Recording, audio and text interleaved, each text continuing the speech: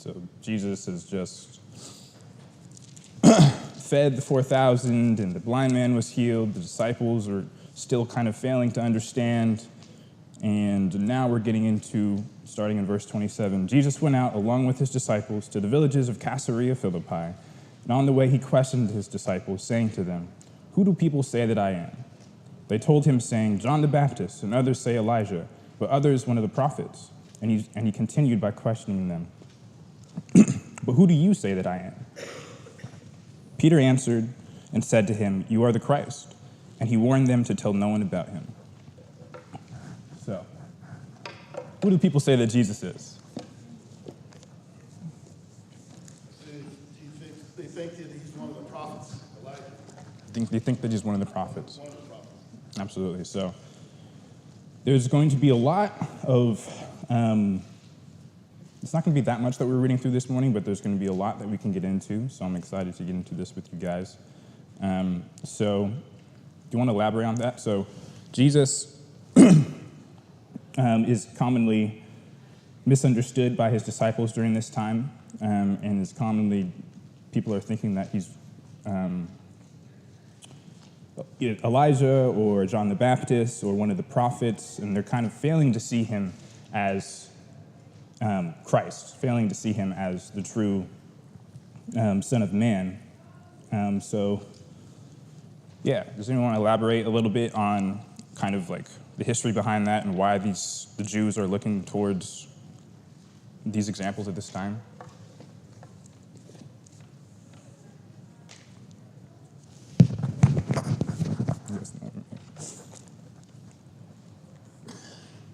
Maybe let's keep reading.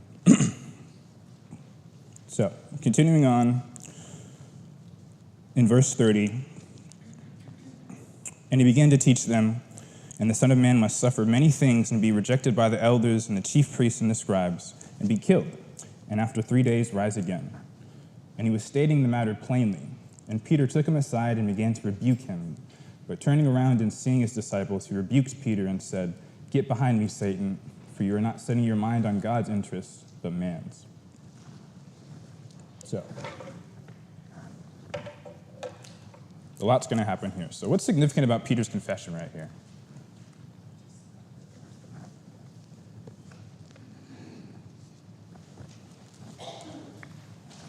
He's distinguished between the prophets. He can see that this guy is way more than, what the prophets. In fact, those scribes and everyone that knew the law should have seen Christ. Mm-hmm. However, Peter was the first one that, hey, how's it going, John? that actually acknowledged it, mm-hmm. And put his finger right on who he was. Exactly. So Peter's going to put his finger right on who Jesus is. And then what happens right after this, though? Jesus is going to rebuke him, right? So I think that really just shows the humanity of Peter, right? Here he is, being the first to put his finger on it and understand that Jesus is Christ. Then right after, starting in verse 32, and stating the matter plainly, he took Peter aside and began to rebuke him. Let's start a little bit earlier. So in verse 31, and he began to teach them that the Son of Man must suffer many things and be rejected by the elders and the chief priests and the scribes and be killed, and after 3 days rise again. And he was stating the matter plainly, and Peter took him aside and began to rebuke him. But turning around and seeing his disciples, he rebuked Peter and said, "Get behind me, Satan, for you are not setting your mind on God's interests, but man's." So where's Peter's mind at this time? Like, why do you think that he's rebuking Jesus right after understanding that he's Christ? Do you have any ideas? Doesn't want him to die, right? They're struggling to understand this idea that Jesus is going to die, right? And they're really, I think Peter especially is hooked up on this idea that, Jesus is here, he's doing miracles, all these amazing things are happening. He's focused on having a worldly kind of leader, right? Someone who is going to do all these things, and it's really taking them straight out of left field, this idea that Jesus is going to die. So, let's continue. Is there any other questions? Oh, yes, please. I think it's more than just not wanting Jesus to die. I think they're struggling with the raised from the dead. Sure. That's a concept that some of the Sadducees or Pharisees, one group Yeah. believed in and one didn't. Yeah. So if Peter was of the other group, he couldn't understand that raised after death. Absolutely. No, thank you for clarifying that. Any other comments? In the back, yeah. Also an interesting point, that a question to ask, why did Jesus not want them to tell anybody? Yes, thank you. Yes, no, I wanted to ask that question. Why do we think that is? Why does Jesus continue? We've seen this time and time again in Mark's gospel. Jesus is saying, don't tell people about this. Or when he does a miracle, he's telling them not to go out and tell everyone about it. Do we have any ideas as to why this might be?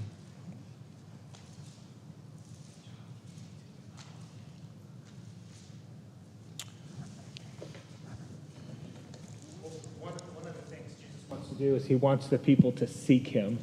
He's not going to come out with this huge army or whatever and take over and force people. He's going to present the truth, and then people have to accept it and seek him out. And I think that goes for us today, that we have to seek out the truth. And Jesus is setting up that pattern right at the beginning, that he wants his believers to seek out the truth and come to him humbly. And they have to understand that this is going to be a life of service and a life of sacrifice. So he's setting it up right there at the beginning. Absolutely. No, thank you.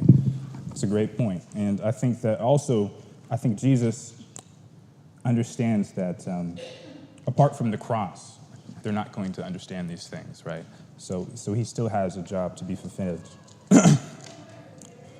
Any other comments before we move forward?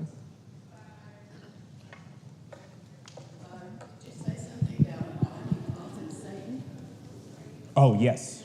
No, we have not talked about that. So, starting in verse 33, Jesus says, "Get behind me, Satan, for you're not setting your mind on God's interests, but man's."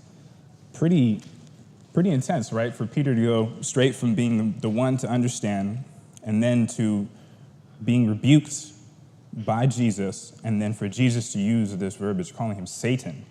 That's, wow. Does anyone have a response to that?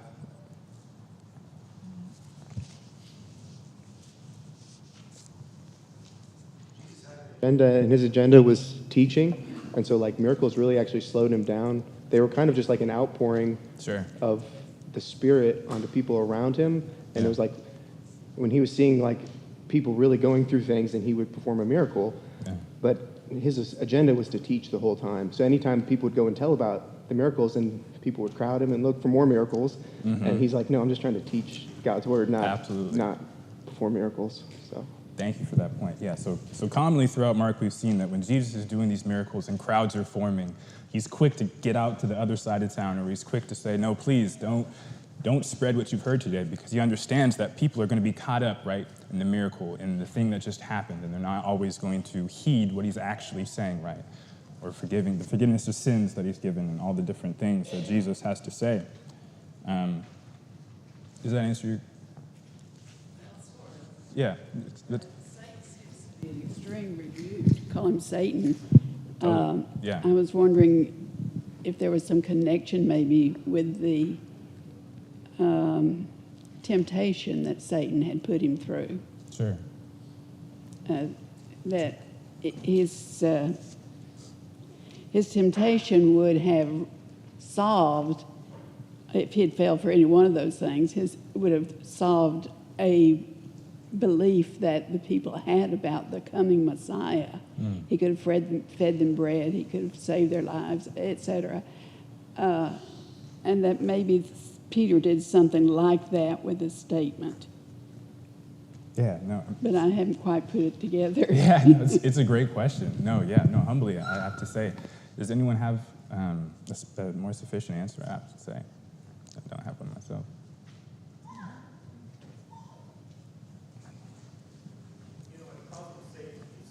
It is getting back to the temptations, in that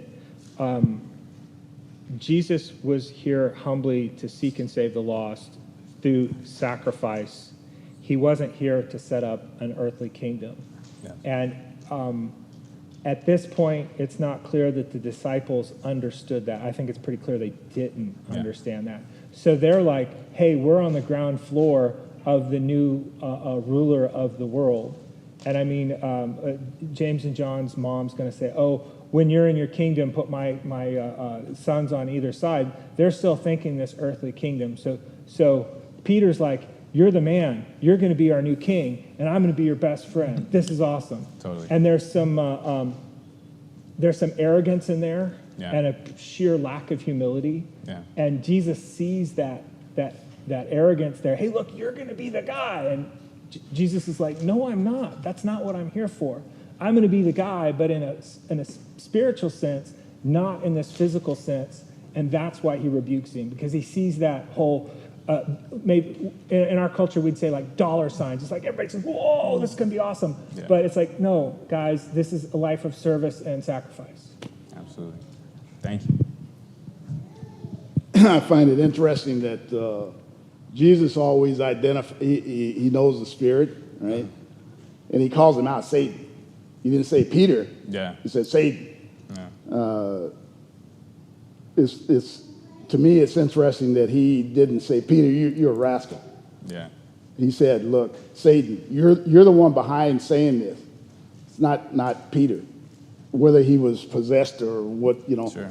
Just like earlier, there was a man possessed with a demon that Jesus was the only one that could, get him out. Yeah, we'll get into that. And it's always, to me, interesting to know that Christ can identify and separate the good from the evil and put a kibosh to it.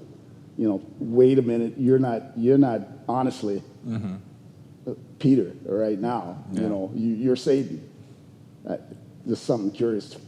Yeah, no, it is common, right? Jesus does see straight to the hearts of men, and we also see him plainly calling out Satan here in Peter that he sees, right? So that's a great point. Thank you for that. Is that? Thank you. Okay. Any other comments before we continue in verse 34? Awesome. So, starting in verse 34, and he summoned the crowd with his disciples and said to them, if anyone wishes to come after me, he must deny himself, take up his cross and follow me. For whoever wishes to save his life will lose it. Whatever loses his life for my sake and the gospel's will save it.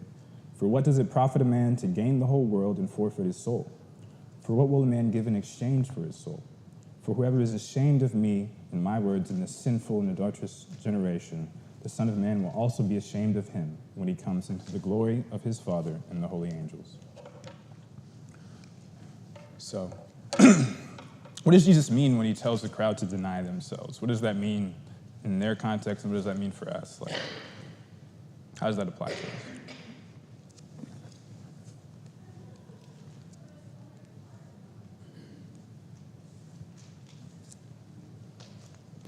So much about being a Christian is about denying ourselves. So much is counterintuitive. Loving our enemies, putting others before ourselves. All the things that we're instructed to do are looking at eternity in mind rather than on material things and on this world. Absolutely. No, that's great. Anybody else? I love this verse, so I want to talk about it all day. Is there any other comments on this? So, just had a thought.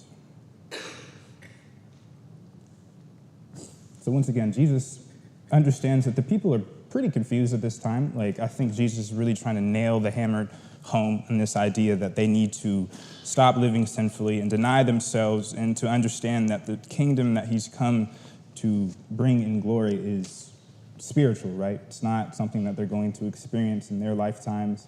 I think Jesus puts a cost on our souls here, which I think is really powerful. In verse 36, he says, for what does it profit a man to gain the whole world and forfeit his soul? So Jesus is saying here that our souls are worth more than anything we can gain in the whole entire world. I think that's really powerful.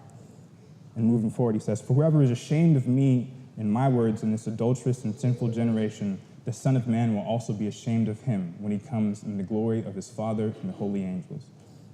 I think it's interesting that he speaks to the people in terms of so Jesus is seeing people individually, and then now he's seeing the whole, this generation, a sinful and adulterous generation. Jesus is understanding and coming in the perfect time for his word to really take seed. Are there any other questions or any other thoughts about this verse? Especially this idea of whoever is ashamed of me and my words in this adulterous, sinful generation, the Son of Man will also be ashamed of him. What is Jesus saying here? I believe, Cody, that he's setting us up for success or failure in the generations to come. Yeah. No matter what generation, whether it's 1957 or 2023, Yeah. and beyond. Just like Lyle said, every individual, every person that will be born, when they look at this Gospel of Mark, it's going to say the same thing. Yeah. It's not going to change. Just like God, He's today, tomorrow, and forever. I know His ways are above our ways, but if you are searching honestly and you are seeking to be a disciple, one, you're going to have to bear your own cross. And with that cross, you're going to have to think of others. You're not going to have a selfish, or shouldn't have a selfish ambitions when it comes to the gospel. Telling others, reminding yourself. That's why we have this assembly, that we remind each other every time we come together. Don't give up the fight. Absolutely. It's generational. It's going to say the same thing in 2033, 34, 44, whatever the time span is. It's going to say the same thing. It's going to mean the same thing. When you come to Christ, there's going to be a price to pay. You're going to have to look at truth, or you're going to try to come up with some off-the-wall thing. And it'll always come out. But you have to be looking and searching and have an honest heart in that search. Absolutely. Thank you.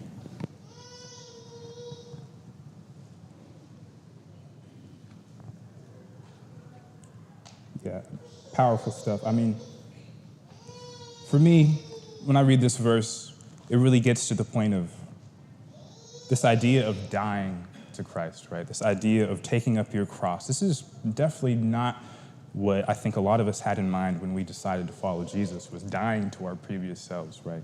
This idea of really having to give up the things that we love in the world and to live for the hereafter. I don't know. One thing that's really powerful about this for me is this idea that if we're ashamed of Jesus now, he's going to be ashamed of us when we're on the day of judgment, when his Father comes with the holy angels. I think this is something that was really powerful for me, reading through this and studying this for this morning, is just, like you said, it's true for any generation. It's true in any period of time. This is something that we are always going to do and that we're always going to need to hear. It's this idea that if we're going to follow Christ, we're going to have to continue to deny ourselves and continue to die, to ourselves in order to follow him. And, yeah. Any other comments? I think we always need to remember that God created us and he knows us, and that he's perfect in every way, and that his will's so perfect for us, and he knows us, that if we follow his will, our lives will get richer, not worse, because he knows how he created us. And so it's really just a choice, like Rick's said too. Do we want to pursue him with our hearts? And if so, our lives can be much richer than following earthly things. He is the creator. Absolutely. Thank you. Yeah, we're born on this earth, and our physical bodies are on this earth, and unfortunately, if you want a life of ease and comfort and conform to the world, it's just the wrong path. And it gets difficult. If you live many, many years, as I have, as you get older, you start thinking, okay, I've been blessed, but at the same time, this world is not my home. Sure. Heaven is. And sometimes that gets hard when you're out in the world and you see everyone enjoying life and Christians being persecuted. Yeah. And just got to remind yourselves, like Jesus said, to deny themselves and focus on what's going to be for eternity. Absolutely. And that's really a big term, eternity. Yes, it is. Yes, it is.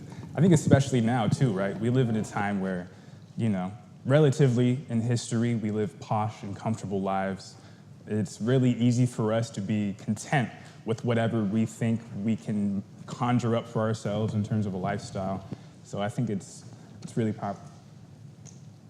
When I think about these verses or read these verses, I really think just how easier said than done. This is really a challenging to do, because fighting every day against selfishness, the self-sacrifice, having the courage in this paragraph here. So it's just really, really serious, really heavy, but really a challenge. We have to, like the gentleman said before, we have to really just remember to keep our eyes on the prize and remember that this world is not our home. Absolutely. Keep that relationship with Christ, absolutely. Easier said than done. Thank you. I really want, there's so much packed into just a small amount of verses, and it's one of those things where, kind of like I was saying, we live in a time where I think relatively to other times to live on this earth, it's easy for us to become comfortable in our own day-to-day and kind of not push ourselves to speak up in any given situation, or not push ourselves to really put on Christ as part of our identity. There's all these other fads and ideas that we can kind of subscribe to, and I'm sure that's also true as the time in which we're reading here. But I love your point about how this is going to be a blanket statement that applies for any given generation, any given time in this earth. We're always going to have to follow these steps in order to follow Christ. And I think that that's powerful. Any other comments? Here and then there, yeah.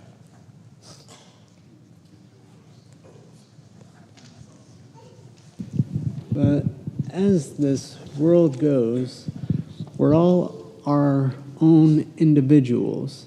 As humans, we have our own thoughts and everything else. He made this world for us all, and all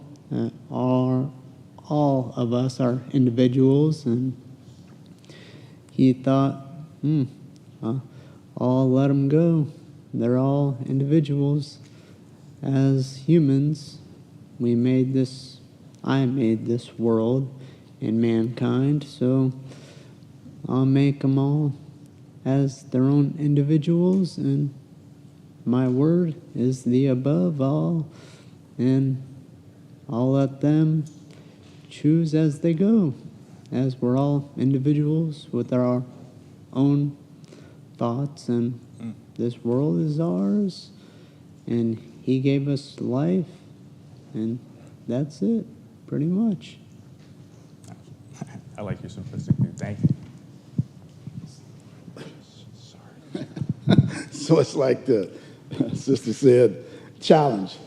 We're challenged to do the right thing, be where we should say the right, to go, and when you have a spouse like I had, and when they are no longer there to encourage you on day to day, the challenge even becomes more of a challenge. Simple as that. There's days, there's times, even like this morning, it's like the littlest thing. What's the matter with the door? Why is it? Oh man! No. You gotta understand that everybody's here to try to encourage each other, And that's why we have these studies, Absolutely. to be reminded of what Christ had gone through and what he was trying to teach his disciples and what he's trying to teach us. When you have to yoke up to him, yoke up to him, because his burden is light. Even though we go sometime and we're challenged every day. Every day we're challenged. But when we yoke up to him and put our mindset on the cross and the goal of heaven, makes it a lot better. It's beautiful. Thank you. Not to forget that we're innocent as a whole. Absolutely. Thank you. Any other comments? I always love hearing how this verse resonates with other Christians. It's really powerful. Thank you for that. I think that we can move forward from that point. That was a great place to start. So moving forward, we're going to get into the transfiguration. Starting in chapter 9, verse 1. And Jesus was saying to them, "Truly I say to you, there are some of those who are standing here who will not taste death until the kingdom of God after it has come in power." 6 days later, Jesus took with him Peter, James, and John and brought them up on a high mountain by themselves, and he was transfigured before them. And his garments became radiant and exceedingly white, as no launderer on earth could whiten them. Elijah appeared to them along with Moses, and they were talking with Jesus. Peter said to Jesus, "Rabbi, it is good for us to be here. Let us make 3 tabernacles, one for you, one for Moses, and one for Elijah." For he did not know what to answer, for they became terrified. And a cloud formed, overshadowing them, and a voice came out of the cloud, "This is my beloved Son. Listen to him." All at once they looked around and saw no one with them anymore except Jesus alone. Let's stop here. So a lot has just happened here, and it's really amazing. This is like the kind of awesome, we're getting towards the center of Mark's story, and now Jesus is going to be transfigured amongst his 3 closest buddies, and they're going to get to see God in his glory, right? They're going to get to see Jesus as God. And so what's the significance of the transfiguration, if anyone wants to elaborate a little bit on what this means? I know this is a really meaty couple verses we just read, and we can get into a lot of different points here. So if there's any questions you guys have, feel free to ask as well. But what's the significance of Jesus' transfiguration at this time? What does it mean? So in Exodus 34, a similar thing happened to Moses in verse 29. It came about when Moses was coming down from Mount Sinai, and the 2 tablets of the testimony were in Moses' hand as he was coming down from the mountain, that Moses did not know that the skin of his face shone because he was speaking with him. So when Aaron and all the sons of Israel saw Moses, behold, the skin of his face shone, and they were afraid to come near him. I think this is like a symptom of what happens when you come into the presence of God. Yep. Moses came into the presence of God, and when he left, he was glowing. And I think that this is similar to what happened to Jesus on this mountain. If you look at the Greek translation of the Old Testament, it uses the same words as Mark used in the Greek version of the New Testament. And I think a lot of people put a lot of stock in this transfiguration, like he became God or something that he wasn't already, and they make more out of it than they should. My opinion is it's the same thing that happened to Moses in Exodus 34. That's my opinion. Got it. Any other thoughts on this? Thank you for that. I think it can be summed up just when the cloud, the voice from the cloud says, "This is my beloved Son. Hear him." Absolutely. Not Moses, not Elijah, Yeah. not anybody else that you can come up with, Muhammad, or I mean, there's all kinds of people that you could put your trust in. Sure. And God put his stamp of approval. This is my beloved Son. He's about to do something that nobody else can or will do. You better put your trust in him, because if you don't, you're going to have some problems. It's amazing. You look around and there's so many people putting their trust in so many other different kinds of prophets and religious organizations or whatever, and and you talk to them, yeah, we believe in God. Okay, well, why you got all these different splits and you think different directions, and why aren't you seeking the truth out? I mean, we all got friends, family that, oh yeah, boy, I studied God's word and I really have it. I said, you do? Okay, all right. I don't ever see you, in the church what he died for. Oh, you don't have to you don't have to go to that church. It doesn't matter. God just said it does matter. Mm-hmm. He just said it. How did they miss it? I don't know. Absolutely. Thank you. Watch out. Here and then in the back. Shows that he's in agreement with them. Yeah. Moses was the lawgiver of the old law. Yeah. And Elijah was a significant prophet who prophesied about Jesus. And I think Jesus and God, the Father, are showing that they're all in agreement. I also love Peter. He messes up so many times and says the wrong thing because he just blurts it out. He's sort of impulsive. But when you see his growth, it's very encouraging to me. It's I very can honest. mess up. Yeah. Maybe not to the point where Jesus calls me Satan, I hope. But I can mess up and keep growing. Absolutely. See you in the back. I think it's fascinating to read the accounts in the Bible where there are only a few of them where people come close to seeing through the veil into the spiritual realm. And it happened to Abraham and Sarah where they were visited in the wilderness. It happened to Joshua when he was at Jericho and he saw a man holding a sword. I believe that was what he was seeing, was someone, or maybe Jesus or an angel from the spiritual realm. I believe Elisha and his apprentice was shown the myriad of angels. Paul said that he saw things that he could not speak about, was not allowed to speak about.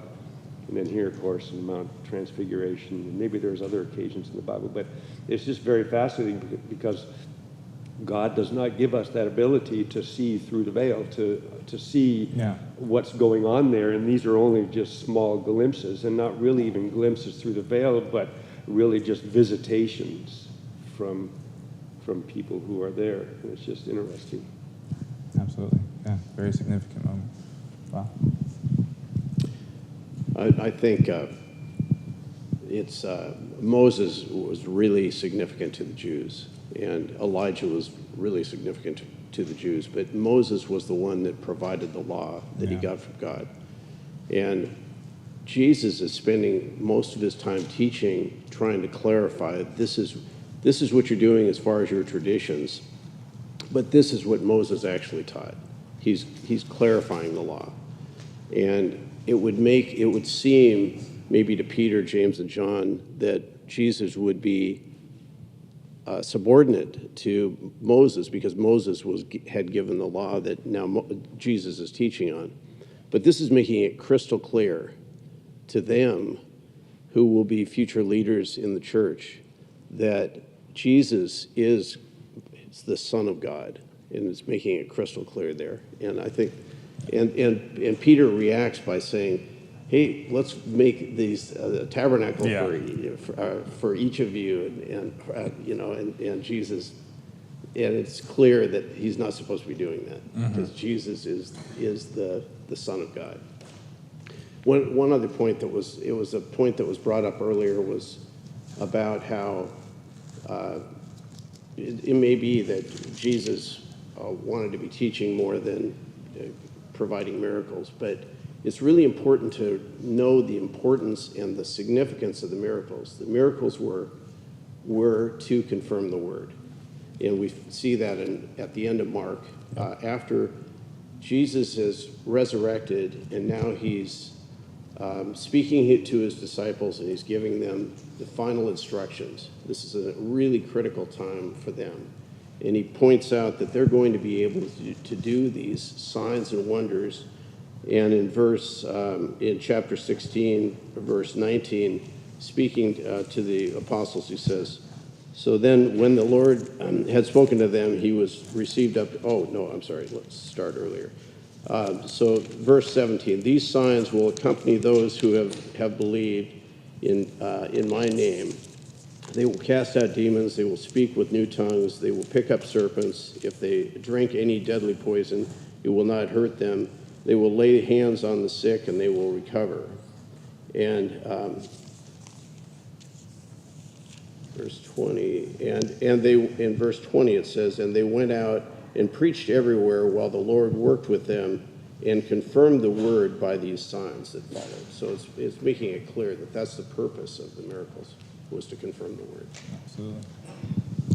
Chase. Yeah, on that point, Jesus is down on earth performing all these miracles, and then in chapter 8, verse 12, the Pharisees come and say, hey, give us a sign. Mm-hmm. And it's like, well, that's what all these miracles are. But instead of, I guess, performing another one for their sake, says, why does this generation see a sign? Surely I'll say to you, there shall be no sign given to this generation. But I do think that's odd, because in a sense, the miracles are the sign. But he says, no sign will be given to you. So it makes me question what sort of sign these Pharisees were essentially looking for. Yeah. Does anyone want to elaborate on the specific sign that the Pharisees were speaking about? So a lot of the versions have a footnote about the sign, and I think it's interesting that this is kind of indicates like something like spectacular in the heavens or something. Sure. And that they're asking for, okay, you just fed the 5,000, but we'd like you to turn the sky purple or something. I don't know, but it's that type of sign, okay. something like that. And he's like, why am I going to do that? I just fed 4,000 people. I don't need to make the sky purple. I'm making that up, of course. But yeah. So and since the mic's here, I think it's interesting that a lot of commentators say, well, Mark traveled with Peter, so I can just imagine that Peter and Mark are walking along, and Peter's like, I really screwed that one up. I was like, hey, we should build a temple, a tabernacle to Moses, and I was like, you're going to be this great king, and Jesus says, like, get behind me. It's like, I cannot believe how crazy I was back then. I didn't understand it, and Mark points all these things out, and we just have to remember that Mark's getting his firsthand information from Peter. Mm-hmm. So Peter does a lot of growing, and his humility and his faith is he's willing to recognize that he made some mistakes when he was young and when they were first getting started. So I think that's interesting. Absolutely. In the back. In some of the other Gospels, when he says no sign will be given, he then also says, except the sign of Jonah. And so I think laying over all of the Gospels on top of each other, it kind of fills in that gap of no sign except the sign of Jonah. And I think essentially, including his disciples, what everybody thought the Messiah would do, that expectation was not fulfilled. And that nobody expected for the Messiah to be crucified, and yet Jesus knew that's exactly what he came for. And there's something so central to the gospel, and that as we all want to draw near to God, many times we think it's, a mountaintop experience, but it's actually in dying.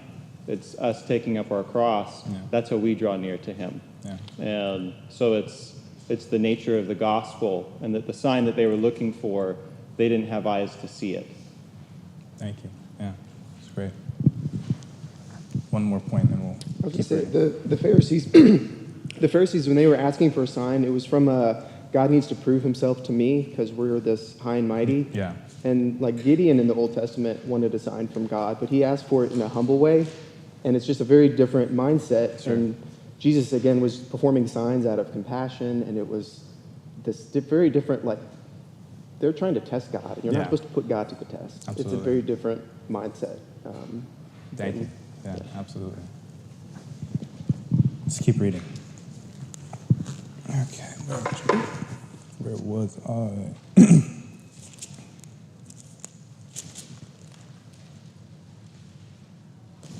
Okay, starting in verse 9. And they were coming, verse 7. The cloud formed, overshadowing them, and a voice came out the cloud, "This is my beloved son, listen to him." And all at once they looked around and saw no one with them anymore except Jesus alone. As they were coming down from the mountain, he gave orders not to relate to anyone who had seen until the Son of Man rose from the dead. They seized upon that statement, discussing with one another what rising from the dead meant. They asked him, saying, "Why is it that the scribes say that Elijah must come first?" And he said to them, "Elijah does come first and restore all things. And yet how it is written of the Son of Man that he will suffer many things and be treated with contempt. But I say to you, Elijah has come indeed, and they did to him whatever they wished, just as it is written." So that's an important part right here. It's kind of that. So what does Jesus mean when he says that Elijah has come indeed? This is going to be kind of confusing. I think we should probably clear this up before we move forward. Yep. We know that Elijah was sort of persecuted by Ahab and Jezebel, and John the Baptist was like Elijah, coming first, and he too was killed by Herod and so forth. And Jesus is just like that. He's going to be rejected. He's going to be. We know he was killed, and so that I think Elijah has come. He's referring to himself like Elijah.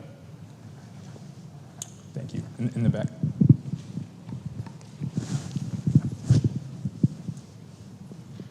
It says that John the Baptist came in the spirit of Elijah. Yes. And, I mean, even down to the clothes that he wore and the nature of where he lived, just like Elijah was in the wilderness. And so I think Jesus is wanting to connect that Elijah came through John. Because at this time, I believe the Jews were looking for Elijah to come, and Jesus is clarifying that Elijah did come in the spirit of John the Baptist. Any other questions about this before we move forward?